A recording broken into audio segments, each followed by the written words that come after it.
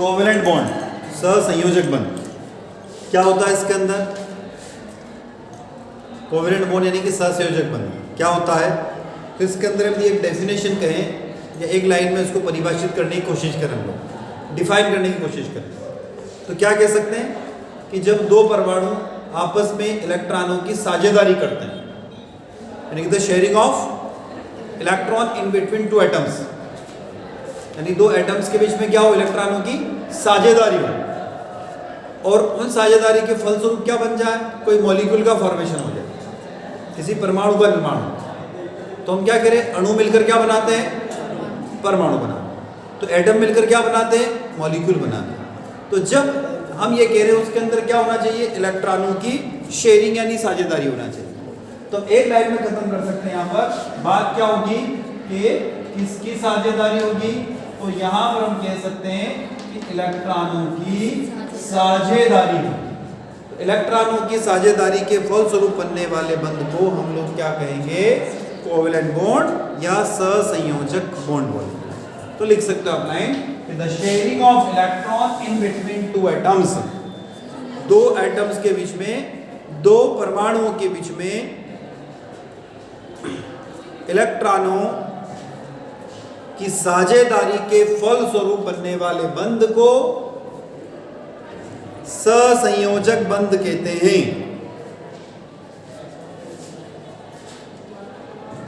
ठीक है? The sharing of electron in between two atoms, it is called covalent bond.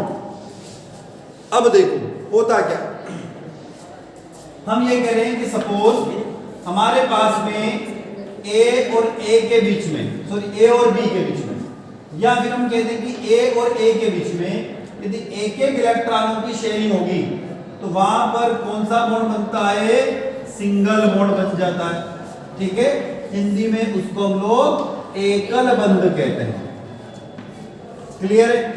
जब A और A के बीच में दो इलेक्ट्रॉनों की शेयरिंग हो जाए, दो इलेक्ट्रॉनों की साझेदारी हो जाए, तो आप लोग क्या बोलोगे? उसको डबल बॉन्ड कहेंगे। हिंदी में उसको क्या कह सकते हो आप लोग?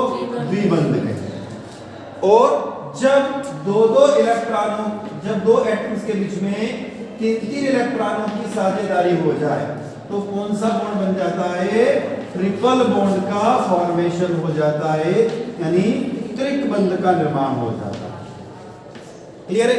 हम इसको कुछ उदाहरण के द्वारा समझ लेते हैं। जैसे हमने लिया यहां पर एक फ्लोरीन और दूसरा फ्लोरीन। क्लियर है?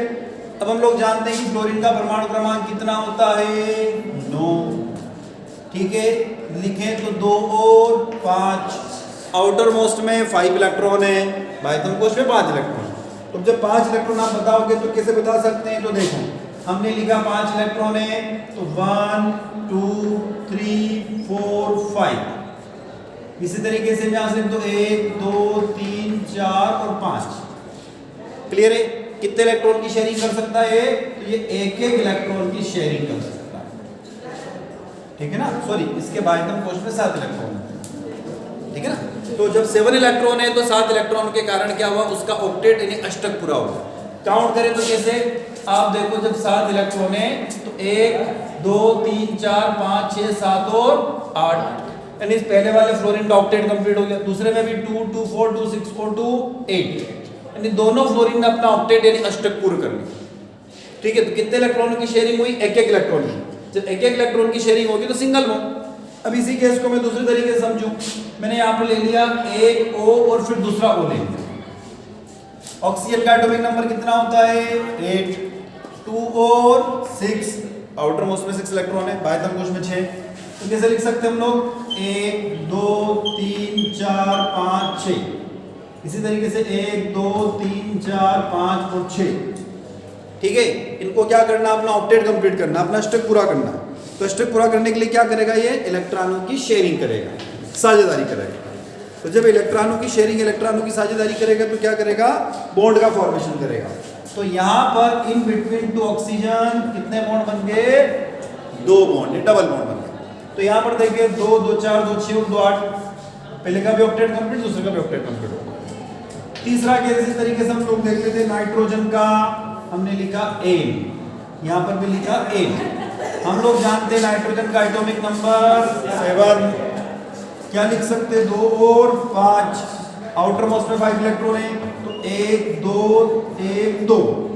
ये इस तरीके से नाइट्रोजन में कितने इलेक्ट्रॉन हो गए, आउटर मोस्ट में 5 इलेक्ट्रॉन।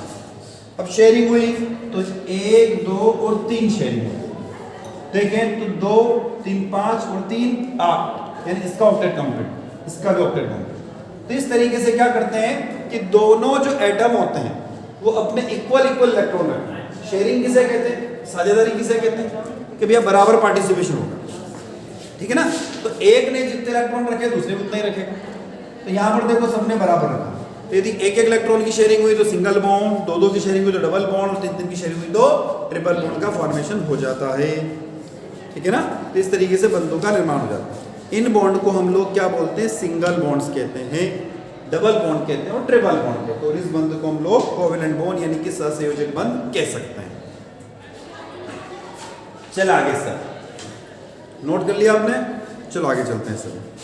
अब बात करते हैं कंडीशंस, या आखिरकार कोवेलेंट बॉन्ड बनता क्यों है, ठीक है ना। या बनने के लिए इसकी क्या क्या कंडीशंस है, इसकी शर्तें क्या क्या, उन शर्तों की तरफ चल रहा हूँ। इसको हटाता हूँ, मैं चलता हूँ कंडीशंस की तरफ।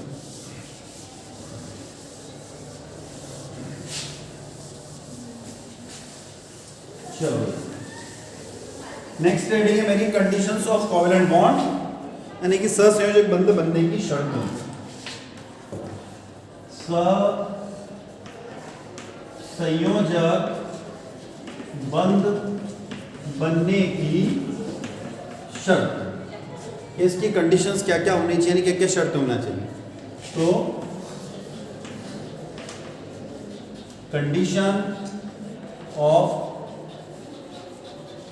फॉर्मेशन ऑफ कोवेलेंट बॉन्ड, कौन कौन सी शर्तों का पालन करेगा कि ये बॉन्ड बन जाएगा,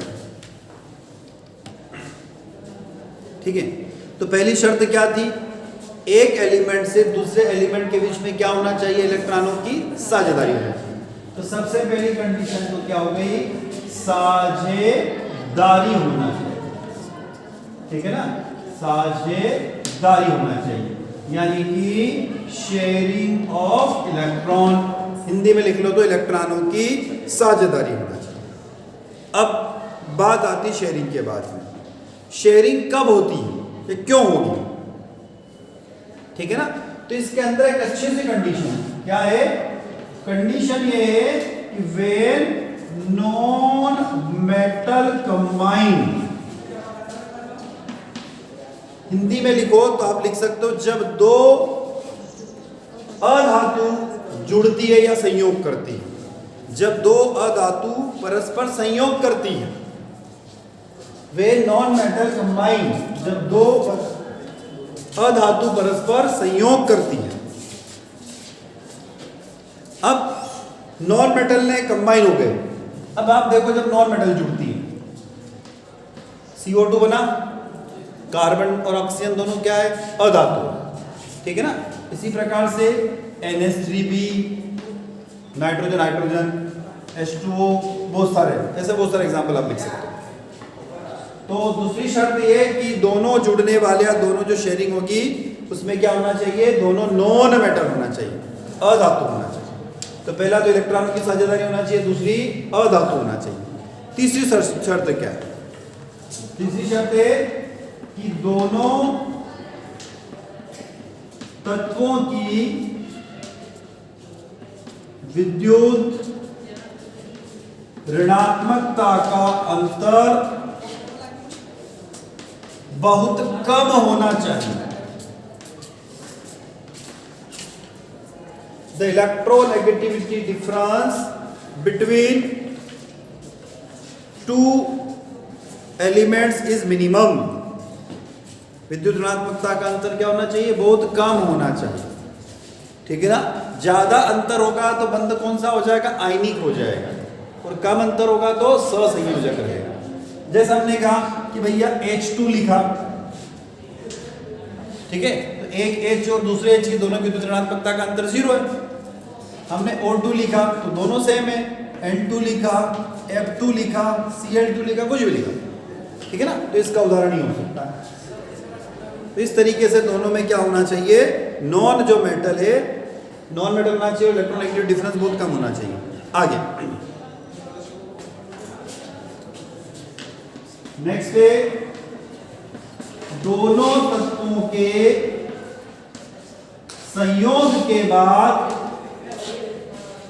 दोनों तत्वों के संयोग के बाद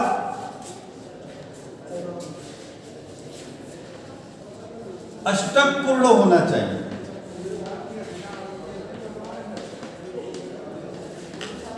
क्या कंडीशन लिखी, दोनों तत्वों के संयोग के बाद अष्टक पूर्ण होना चाहिए। Octet complete, octet is complete in between two elements. दो एलिमेंट जब आपस में रिएक्शन करेंगे तो उनका क्या होना चाहिए, ऑक्टेट कंप्लीट होना चाहिए। क्लियर है। तो ये कुछ शर्तें किसकी सहसंयोजक बंध बनने हैं। अब आगे चलते हैं, इसके लक्षण की तरफ चलते हैं। तो अगली हेडिंग लिखना characteristics of covalent bond.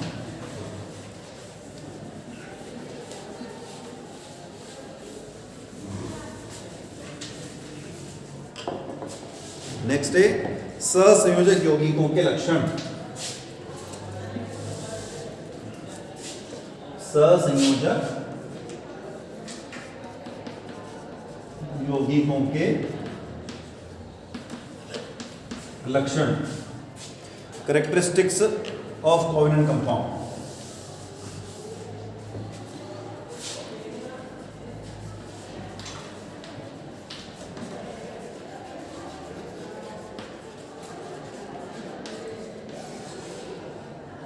Covalent compound की कैरेक्टरिस्टिक्स क्या होना चाहिए, मतलब इनके लक्षण क्या क्या होना चाहिए। तो सबसे पहला लक्षण फिजिकल स्टेट, हिंदी में कहे तो भौतिक अवस्था। सबसे पहली कंडीशन फिजिकल स्टेट यानी भौतिक अवस्था। अब जहां पर कोवेलेंट बॉन्ड होगा उनकी फिजिकल स्टेट यानी भौतिक अवस्था क्या होगी। तो इसमें ऐसा आता है कि यदि परमाणु क्रमांक और परमाणु भार कम है तो गैस अवस्था में होंगे, परमाणु भार अधिक होने पर द्रव अवस्था में और अधिक होने पर ठोस अवस्था में। यह सिस्टम है। तो हम कह सकते हैं कि साधारण ताप और दाब पर तो ये किस में रहते हैं, तो जहां पर कोवेलेंट यौगिक होते हैं, सहसंयोजक यौगिक होते हैं, लिख सकते हैं हम लोग एक लाइन में आप खत्म कर सकते हो, साधारण ताप और दाब पर यह गैस एवं द्रव अवस्था में होते हैं।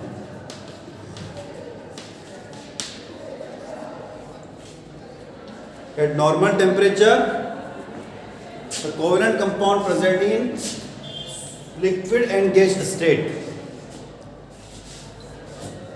ठीक है, आगे बात करते हैं। हमने कहा ताप और दाब पर क्या होते हैं, साधारण ताप और दाब पर ये गैस और द्रव अवस्था में होते हैं। पर आगे चलें कि ये अलग अलग अवस्था में भी हो सकते हैं। जैसे हमने कहा हमारे पास में कुछ है, जैसे सबसे पहले बात करें क्लोरीन की बात करें। क्लोरीन को हम कैसे लिखते हैं, Cl2 लिखते हैं।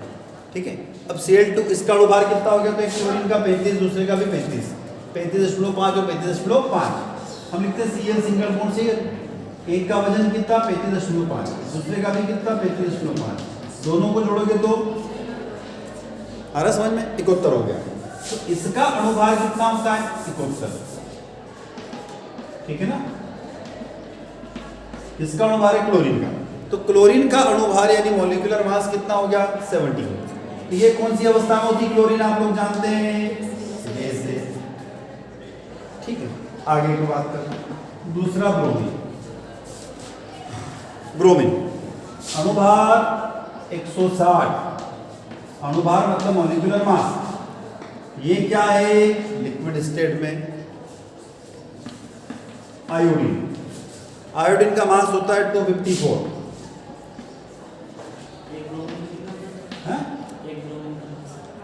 एक ब्रोमीन का इसका आधा कर लो ना 80, 35 परमाणु क्रमांक 80 मास इसका अणुभार।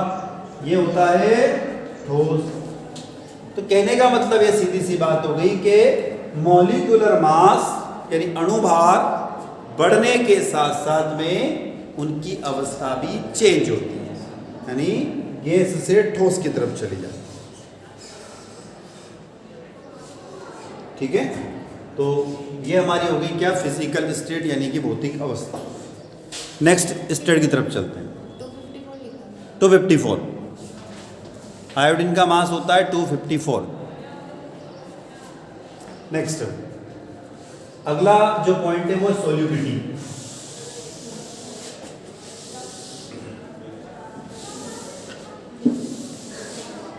अगली हेडिंग है दूसरी, विलेयता।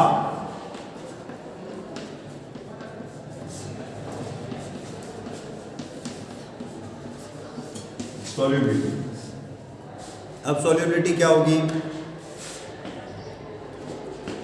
ये जनरली कोवेलेंट कंपाउंड क्या होते हैं, सहसंयोजक क्या होगी, नॉन पोलर होते हैं, हिंदी में कहूँ तो अध्रुवी होते हैं।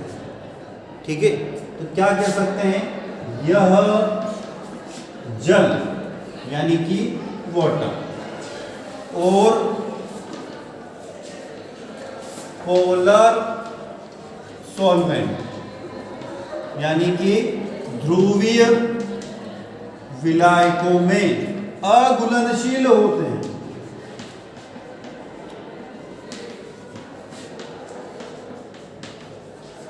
It is insoluble in water and polar solvent. ठीक है ना, it is insoluble in water and non polar solvent.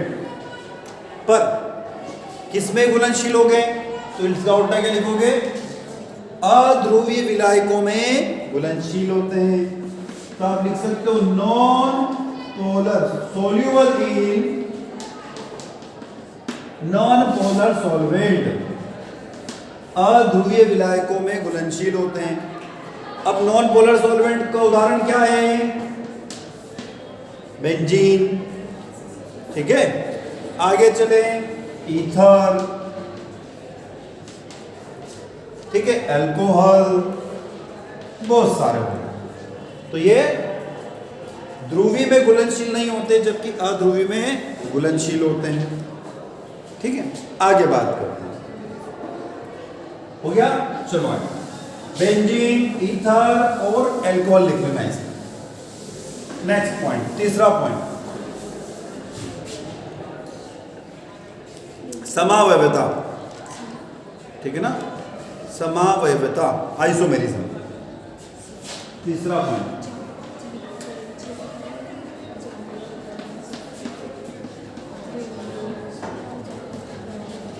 Isomerism, समावयवता।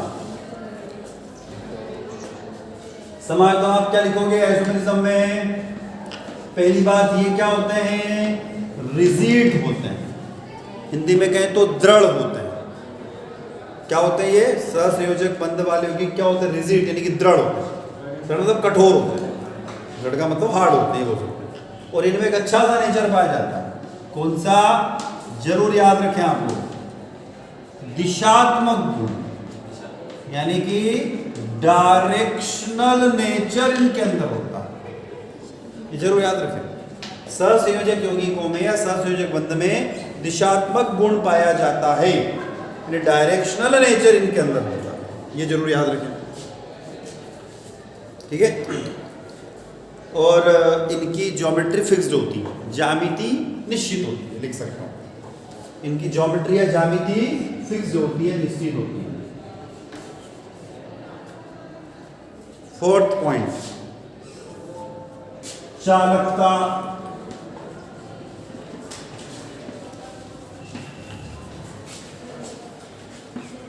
Conductivity, चालकता क्या होते हैं, आयनिक यौगिक विद्युत के सुचालक होते, तो ये क्या हो जाएंगे, कुचालक। तो आप लिखो इलेक्ट्रिकल इंसुलेटर, लिख सकते हो हिंदी में आप, इसमें विद्युत के कुचालक होते हैं, विद्युत के कुचालक होते हैं, इलेक्ट्रिकल इंसुलेटर होते हैं, विद्युत के कुचालक होते हैं। और लास्ट पॉइंट है fifth, melting point and boiling point. Hindi में लिखे तो गलनांक और क्वथनांक।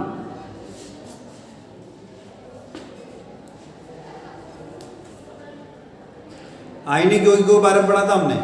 आयनिक यौगिकों के गलनांक क्वथनांक क्या होते हैं? ज्यादा होते हैं, तो इनके गलनांक और क्वथनांक क्या होंगे? कम होंगे। तो आप क्या लिख सकते हो? इनके गलनांक और क्वथनांक कम होते हैं। Lower the melting and boiling points. तो ये बात हमारी किसकी हुई? कोवेलेंट कंपाउंड यानी कि सहसंयोजक बंध की हो गई। ठीक है, तो इनके गलनांक और क्वथनांक निम्न होते हैं, कम होते हैं। ठीक, तो ये तो हमारा कोवेलेंट कंपाउंड यानी कि सहसंयोजक बंध होता क्या है, इसकी क्या शर्त है, क्या कंडीशन है, और उसके बाद हमने पढ़ी इसके कैरेक्टरिस्टिक्स यानी इसके लक्षण। क्लियर है? इसके बाद अगली क्लास में डिस्कस करेंगे।